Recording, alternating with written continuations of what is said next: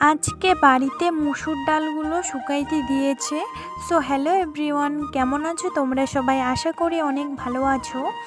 তো এই যে দেখো, আজকে একটু ভালো রোদ উঠছে, তো মা বলল মুসুর ডালগুলো শুকাইতে দিতে।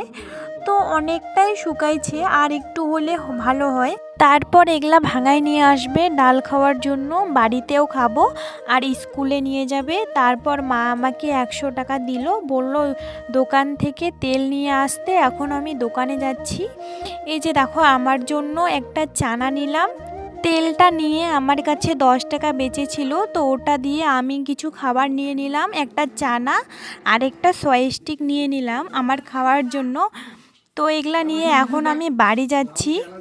আর কি বলো তো, যদি ধরে নাও কিছু খরচা নিয়ে 5-10 টাকা বাঁচে, ওটা আমি খেয়ে নেই, ওটা আর মাকে এনে দেই না।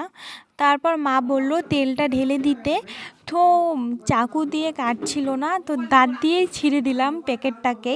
তেলটা এখন ঢেলে নিচ্ছি। তারপর মা এখানে সবজি রান্না করছিল, তো আমি বললাম আমাকে একটু দাও তো টেস্ট করি। তো মা আমাকে একটু সবজি দিল। এখন এটাকে আমি খাবো, খেয়ে বলবো কেমন টেস্ট হয়েছে। তো এই যে দেখো, আমি এখন খাচ্ছি। এটা হচ্ছে তোমার সবগুলো একখানে মিক্স সবজি রান্না করছে। এই যে দেখো, সেই টেস্ট লাগছে খাইতে।